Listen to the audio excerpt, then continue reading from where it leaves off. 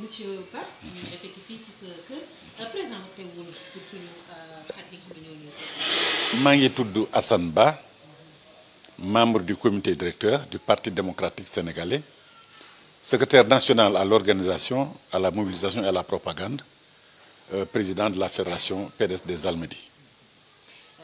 seen candidat Karim Wade def na benn discours démb maanaam waxtaan ak sénégalais yow en tant que militant parti PDS lan mooy sa première impression lu la loo mën a wax ci génn boobu mu génn. Karim Meïssa Wade mooy yaakaaru askan wi tey mooy yaakaaru réew mi gannaaw bi mu jëkk nekk yaakaaru parti démocratique sénégalais ak coalition Karim 2024. waxtaan bi mu waxtaan askan wi démb am na solo trop trop trop trop dafa bëggal xol yi yeesalaat taxawaayam ci li nga xamante ni moom la way juróom bu tedd wi di suñu kilifa ñun yëpp di président Abdoulaye Wade doon teg tànkam li mu njëkk wax mooy dama bëgg mboole njabootu réew mépp ñu nekk benn boole jigéen yi boole xale yi boole mag ñi boole ndaw ñi les acteurs culturels tout le monde ñu nekk benn dànk ñu nekk benn say ñu liggéeyal askan réew bi ndax nee na réew mi mën ñu ko bàyyi ci pëccuxoo mën ñu seetaan réew mi muy xajalikoo réew mi li ko jik mooy ñëpp nekk benn ñu boole ñëpp ñu liggéey loolu mooy unité moom dafay woote booloo dafay woote dajaloo te réew mi kenn ku nekk buñ ko wax buñ ko xool xam ngeen dafa tasaaroo liggéeyam tey mooy fexe ba dajale ñëpp kenn ku ne sa xam-xam ak sa gëdd ak sa tolluwaay ak sa mën-mën ñu bool lépp ndax lépp dañ ko dugal ci boolu defar Sénégal discours bu mel noonu man de yàgg naa ci politique trop mais discours bu mel noonu mel na ni daal bu mu ko déggee itam ëppul benn yoon xanaa lii nag moom dafa dalal xel yi lii tubaab naan le centre de gravité tey moom la Karim nekk tey askan wi yëpp foo tourné Karim Wade la ñu wax boo demee ci café yi ñoo ngi naan café ñoo ngi waxtaan Karim Wade boo nee diwal sa oto ñoo ngi la wax Karim kañ lay ñëw yéen journalistes yi mën leen am jàmmante am leen débat autour de Karim Wade donc Karim moo fi ne muy suukaru xolu doomu aadama yi loolu dafa am solo trop. alors ñu am yaakaar ci ni nag incha allah rabbi comme ni mu ko waxee démb ci waxtaanam wax na ci démocratie bi wax na ci attekaay yi wax na ci presse bi communication bi wax na ci xale yi nee na xolam jeex na lool. bu mu gisee ay ndaw Afrique di génn di jël gaalu looco yi di ñàkk seen bakkan ngir mën a am pour mën am koom-koom neen loolu yëpp moom am na projet yoo xamante ni ak programme pour régler loolu kon xale yi ak jigéen yi surtout yéen itam neen lim leen amal lu leen bare la macha allah donc loolu ku bëgg dafa réew ci ndaw ñi ngay jaar ak jigéen ñi ndax xam nga lu tax ñoom ñoo constitué tey lu ëpp doole ci askan wi. ndaw ñi ak jigéen ñi boole tey nekk nañ au moins 60% de la population sénégalaise kon ñooñu ku fàcce na aju rek faj nga aju Sénégal yëpp te loolu moom comprendre nag bu baax a baax ba loolu génn na ko ci programme politique bi nga xamante ni des na ko tasaare ci ay fan yu néew a néew donc loolu daal lu am solo nag wax dëgg yàlla ñun day mbégte gu rëy la ñu am ci loolu te mel na ni ñun ak sénégalais yu bëri itam ñoo ko séddoo ndax démb bi mu waxee ba léegi daanaka ñun PDS moom. ñëpp ñi riir di fëgg bunt yi di ñëw ñun suñu téléphones yi suñu lépp macha allah ana ngeen léegi nag yëf yi jeex na léegi werante bi amatul léegi nag mbir mi sotti na rek ngay dégg. ñu ci sant suñu borom bu baax nag. mu ñëw aussi si lu am solo mooy booloo. maanaam ñu fexe dajale jubóole réew doomu Sénégal. xam nga booloo boobu Karim def ko tibbee ci suñu programme fondamental en 1976 dafa am ci suñu programme politique. benn chapitre 5 bu ñu intitulé Front National ni ñu ko tëggee ñun ci PDS moo di ne bés bu ñu yàlla mayee nguur gi ba ñu jël ko duñ ko gouverner ñun cote PDS dañ ci associé ñeneen ñoo xamante ni ci yeneen parti politique la ñu bokk ci yeneen mouvement social la ñu bokk ci yeneen syndicat la ñu bokk wala boog ñu nekk ay personnalité yu am xam-xam ci te ñu am indépendance maanaam bokk ci benn parti parce que loolu mooy unité nationale loolu moo tax mu dëggal ko tiire ko na ci suñu programme wasaare ko pour Sénégalais comprendre ni ñun nekkuñu fi rek pour PDS kese wala ñeneen ñun askan wi lañ fi nekkal te ku seet fukki at ak ñaar yi nga xamante ni Abdoulaye Wade président Abdoulaye Wade yor na Sénégal ci yorin woo xamante ni bu mucc ayib la gis nañ ni presque chapelle politique yëpp ak chapelle sociale yëpp dugal nañ ci biir gouvernement bi parce que loolu mooy réew boo ko yoree da ngay associer ñëpp da ngay boole ñëpp c'est à cette unité là et c'est à ce regroupement là ci moom lay Karim bi woon nag pour ñëpp dajaloo ñu bokk ndeen bokk baay pour liggéey askan wi. jamono ji ñu ngi ci conseil constitutionnel nga xam ne mi ngi càmbar li nga xam ne mooy parrainage yéen ñëwagu leen amul leen dara loo leen di ragal ci wàllum li ñuy tuddee doublon ak yu mel noonu. waaw ñun xam nga macha allah je touche du bois ñun ñooy la première force politique au Sénégal xëy na dina jaaxal ñu bari nag waaye loolu am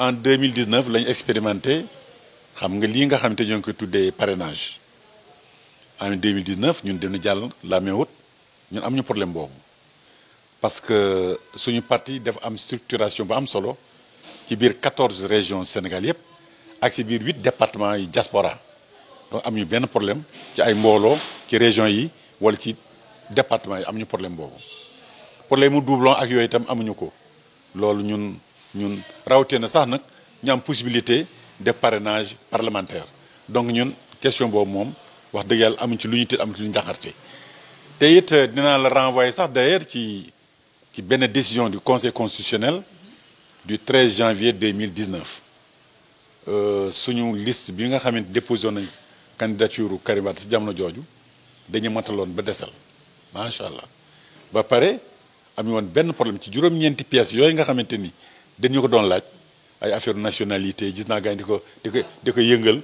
affaire ñàkk a xam non xam nga ni loolu li may tuddee xénophobie xam nga boo di ko waas xeetu waaso xam nga loolu dara gënu ko ñaaw naka la ñuy mën a comprendre que Karim Meïssa Wade nekk doomu Abdoulaye Wade dëkk fii juddoo fii ci Sénégal gii yaayam nag tubaab la juddoo France mais Karim tànnul nekk doomu tubaab Karim tànnul nekk doomu sénégalais yàlla moo dogal mu nekk un binational mooy koo xam ne dafa am ñaari waajur yu uutee fu cosaanoo ci benn ci ay dëkk loolu nag ci responsabilité am la moom mooy tànnal boppam ban nationalité lay jël loolu moo tax moom il a pris la nationalité sénégalaise renoncé na à celle de la France depuis 2018 pardon loolu leer nañu la te loolu mu ngi ci décision conseil constitutionnel boobu ma la wax ni du 13 janvier 2019 def leer nañ donc lenn moo taxoon jàllul woon ci jamonoy 2019 candidature am laa bëgg wax mooy dañ ko poñe woon nanguñ ko jox carte électeur te kenn ku nekk xam nga ne loolu jaay doole la woon ndax tribunaux yi gën a xarañ ci monde bi ce qu'on appelle la justice internationale mooy nañ ko dëgg war nañ ko jox carte électeur am mais gouvernement bi toog ci alors donc le gouvernement a été un gouvernement voyou mooy gouvernement boo xamante ni les décisions de justice daf koy bañ appliquer or article 98 de la constitution daf ko may sañ-sañu nangu dogal googu ndax daf ko signé muy mel ni contrat boo signé yàgg sa employeur mu war la jox temps waxtu wa jot mu leen du la ko jox loolu lay nuru alors donc loolu la ñu tuddee gouvernement voyou donc loolu ñun waxatuñ ko ñun daal jàpp nañu daal incha allah rabbi ñun nag ñooy numéro 49 ci conseil constitutionnel ñàkkul fileeg ajuma ak jàmm ñu jàll mais ndam rek lay doon ñun xalaatuñu loolu ñun kay li ñu xalaat mooy le soir du 25 février 2024 ngeen ñëw fii ñuy jubilé ak yéen di def ay conférence de presse di leen délivrer les résultats yi ñu am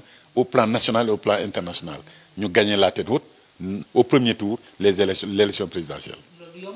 day yomb ci ñun àddina gépp macha allah ñu leen jox bopp. non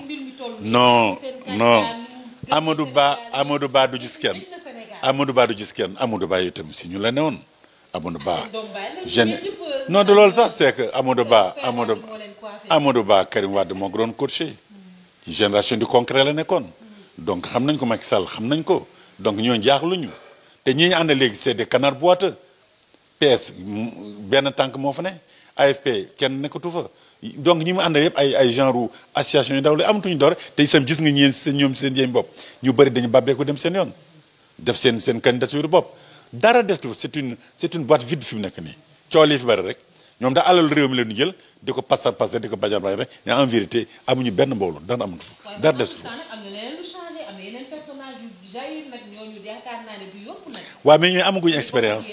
oui d'accord ñun xeebuñu kenn te c'est ce qu'on appelle la dynamique même démocratique. Dynamique démocratique mooy jamono joo gis dafa am ay kilifa yu bees ay ndaw yu bees société bu bees buy jur yeneen i melokaan ak yeneen ndaw kooku dañ si ànd ñun dañ ànd ci dynamique boobu la dañ si d'accord mais à la kulli àlli nag na nga xam ne nag l'expérience fait la différence. PDS nag moom benn parti la boo xamante ne wax dëgg yàlla bokkul ak benn parti fii ci Sénégal ci ni muy doxalee ak ni mu tëddee ak ni ñu ko tëggee loolu mooy suñu force loolu mooy différence bi am na yaakaar ci dinaa ba soobee yàlla. ñun daal li ñu bëgg daal mooy ñëpp am na ñoo xamante ni daal leen di ñaan ñu bañ yàq seen doole bañ yàq seen alal te ñëw dooleel parti démocratique sénégalais ñëw dooleel coalition Karim 2024 ñëw dooleel le candidat Karim Wade pour que au soir du 25 février ñu dégg viu ñu àndandoo gouverneur Sénégal.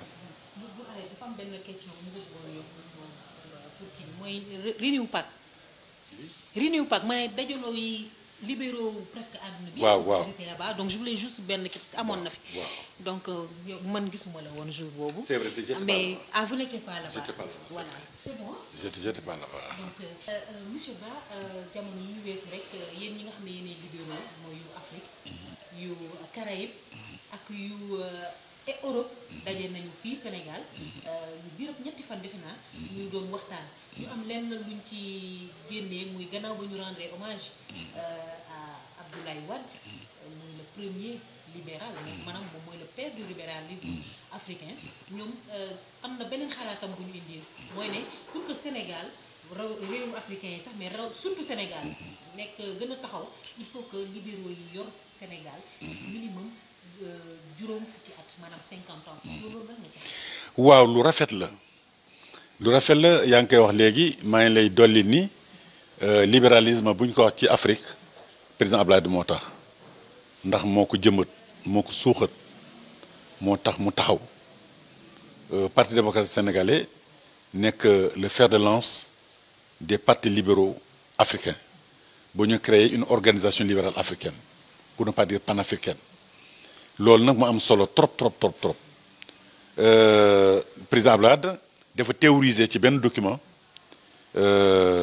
boo xamante ni da doon joddi libéraux yi pour ñu mën a bokk ñu mën moo tax ñu tudd la reconstruction de la famille libérale tabaxaat njabootu libéraux yi Sénégal classifier socialistes yi classifier les partis de droite classifier les sociodémocrates classifier les sociaux libéraux et cetera donc classification boobu la def loolu nag dafa am solo trop loolu dafa yaatu tey boo demee ay réew yu mel ni Côte d'Ivoire ak ñoo ñëpp les partis dominants c'est des partis libéraux ñun nag comme ñun loolu mooy suñu idéologie li ñu gëm mooy démocratie li ñu gëm fexe ba nit ñi am li ñu tuddee entrepreneuriat di xereñ lool ci jëflante ak njaay fexe également ba démocratie bi bañ nekk rek démocratie ci tour mais bu démocratie bu ñu jëfe carrément bu ñu doxal comme ni ñu ko defee au Sénégal nga xam te ni en 2000 dañu am alternance par la voie des urnes en 2012 ñu amaat une deuxième alternance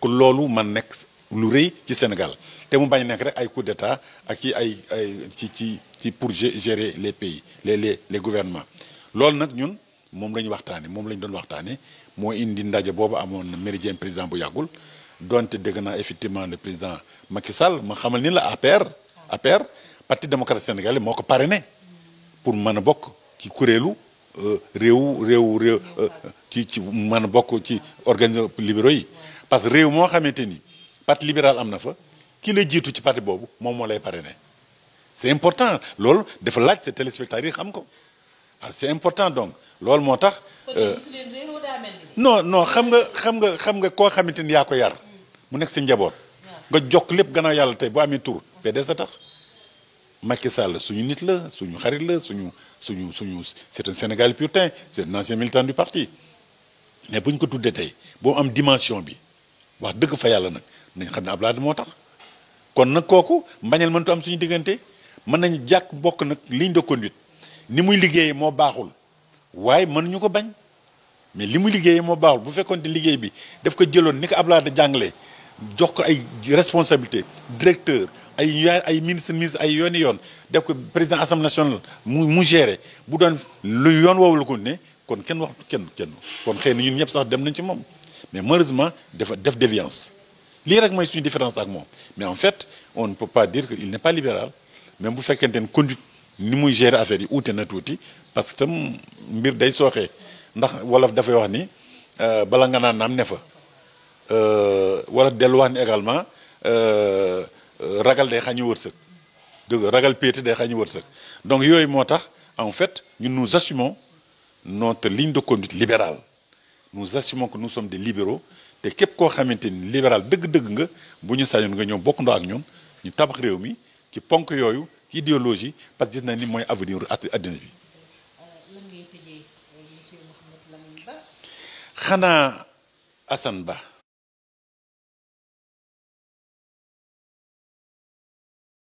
Assane Ba, membre du comité directeur du Parti démocratique sénégalais, secrétaire national à l'organisation, à la propagande et à la mobilisation. Je suis aussi le président de la Fédération des Almadies. Monsieur Ba, votre candidat, monsieur Karim Wade, a fait récemment une sortie. Quelles sont vos premières impressions sur cette sortie de Karim? Mais très satisfait de sa sortie, puisque Karim Wade a incarné aujourd'hui le centre de gravité des populations entières de notre société. Véritablement, il constitue en lui seul l'espoir de tout un peuple. Il a montré sa bravoure. C'est un homme d'État accompli.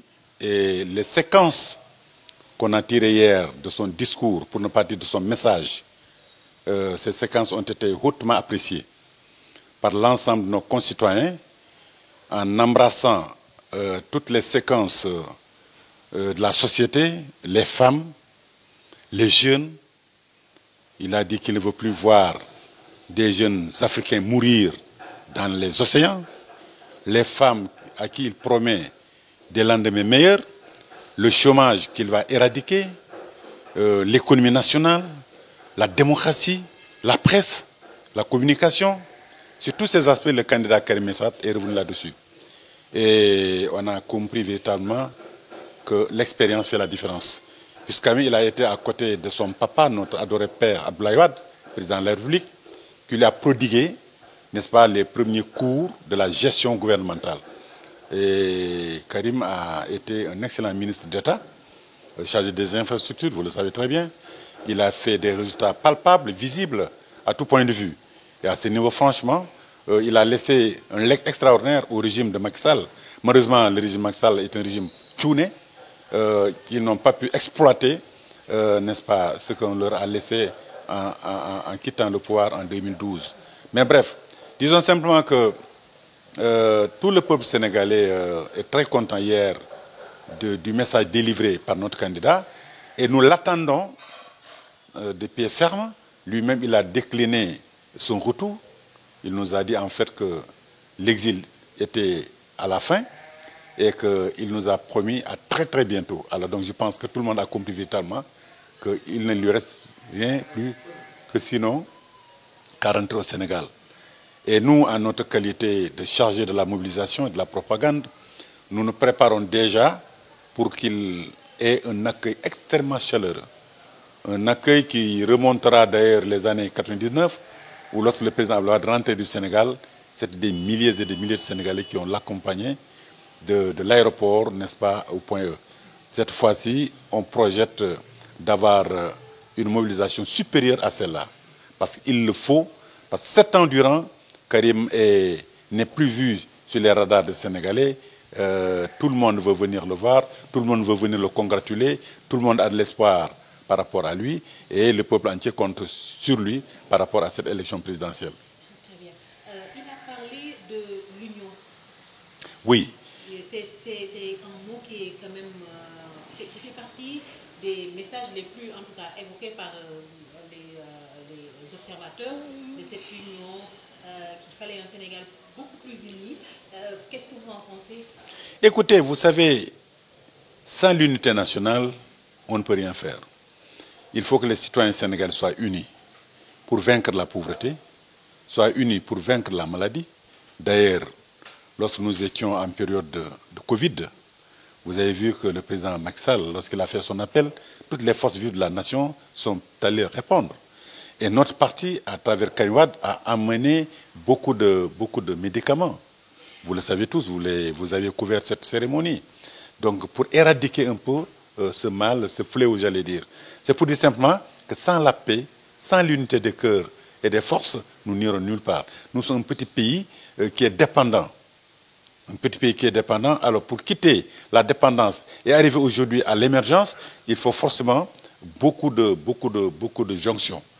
Jonction des forces sociales, des forces patriotiques, des forces juvéniles, des forces féminines. Bref, il faudrait arriver à canaliser toutes ces ressources-là vers un seul et unique objectif, celui de faire développer notre cher Sénégal.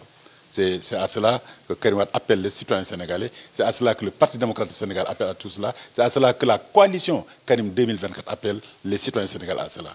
Vous faites partie de la propagande du parti. En ce moment, il y a au Conseil constitutionnel le contrôle des parrainages. Donc, vous n'êtes pas encore passé à ce contrôle.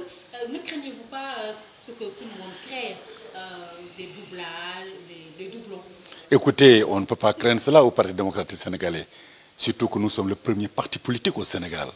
Nous avons des militants qu'aucun parti politique n'a au Sénégal, y compris la paire d'ailleurs, qui ne s'est jamais jauché lui-même au niveau des populations sénégalaises. Donc en 2019, nous étions passés sans problème. Et ce que nous avions pu faire en 2019, nous l'avons doublé pour ne pas dire triplé. Nous n'avons aucune crainte de passer le stade des parrainages. Ça, c'est évident. Donc, de ce point de vue-là, franchement, je voudrais que tous les citoyens sénégalais se tiennent tranquilles. Et il n'y aura pas de problème à ce niveau. Dieu merci. Nous avons fait ce que nous avons à faire. Nous sommes très confiants par rapport à ça. Évidemment que nous sommes le numéro 49e. Donc nous ne sommes pas encore sur la liste. Certainement d'ici vendredi, nous passerons.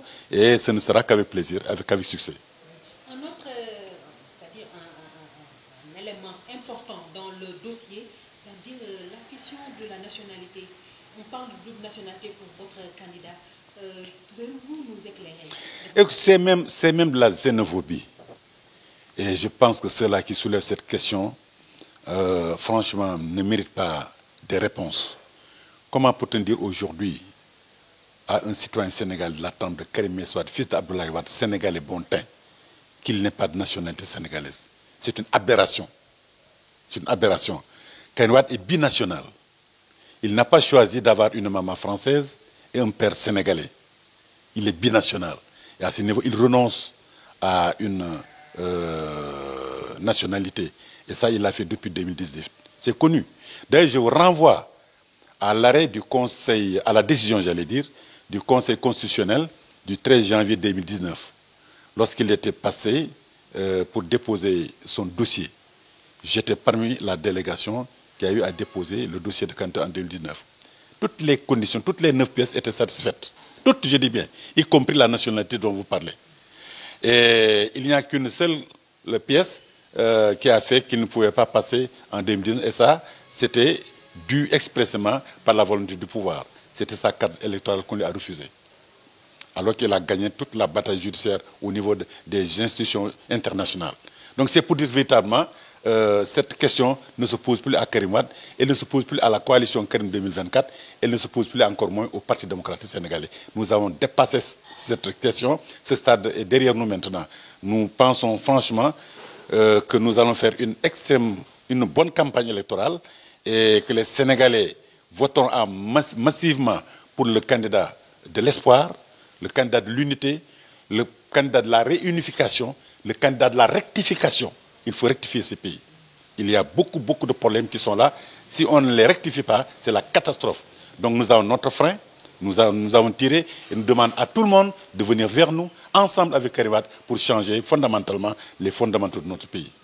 Ma dernière question, il y a quand même beaucoup de Sénégalais qui doutent du retour quand même de Karim. Mais ils ont tort. Pour les rassurer. Ils ont tort de douter. Karim lui-même, il vous a dit qu'il était en fin d'exil et qu'il ne lui reste qu'à rentrer dans son pays. Il nous a dit à très bientôt. Qu'est-ce que les gens veulent autre chose. Mais c'est une question. Il a lui-même répondu à la question de ces Sénégalais qui semblent douter. Non, il n'y a pas de doute à faire. Nous sommes très conscients, sous peu, et je vous le dis bien, sous peu, le candidat Karim Meïssa Wade sera au Sénégal. Inch'Allah Rabbi. Il y a quelques semaines, deux semaines, il y a eu une rencontre internationale des libéraux du Sénégal, de l'Europe, des Caraïbes, que l'on appelle l'Union PAC, je pense. Oui. Et on évoquait, enfin les libéraux que nous avons interpellés ont évoqué que pour pour un avenir meilleur du Sénégal, il faut que les libéraux tiennent le Sénégal au moins 50 ans. En tout cas, c'est les vœux du premier des libéraux de l'Afrique. Mais vous avez raison. Vous avez raison, mais je vais vous rappeler que le président Abdoulaye Wade est le géniteur du libéralisme africain. Et il est non seulement géniteur du libéralisme africain, mais il a fait des pas extrêmement importants dans le cadre de la mise en place de ce que vous venez de dire, que les partis africains libéraux puissent se regrouper. Et à ce niveau d'ailleurs, le président Abdoulaye avait théorisé déjà dans un document écrit la reconstruction de la famille libérale. C'est extrêmement important et il a eu à classifier les familles politiques en catégories. Mais ça c'est extrêmement important, puisque le monde, qu'on le veuille ou non aujourd'hui, c'est le libéralisme économique, le libéralisme social, la démocratie, n'est-ce pas? C'est ça un peu la trame de notre ligne de conduite. Mais en fait, cela ne veut pas dire que nous allons nous rassembler avec n'importe qui. Il faut forcément qu'on soit des véritables libéraux et que la science libérale puisse être mise en avant, qu'on puisse travailler en respectant les droits de l'homme surtout, en respectant la démocratie et en faisant en sorte que les personnes puissent vivre d'elles-mêmes, que la compétition loyale puisse se faire à tous les niveaux.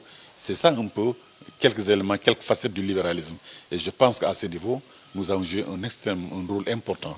Et nous continuons toujours à jouer ce rôle-là. C'est vrai que j'ai entendu les messages du président Macky Sall lors de cette rencontre, mais il n'a fait que reprendre son maître Abdoulaye Wade, en vérité. Nous sommes des libéraux, nous le demeurons, et nous continuerons à l'être. Et à ce niveau, il n'y a pas de problème.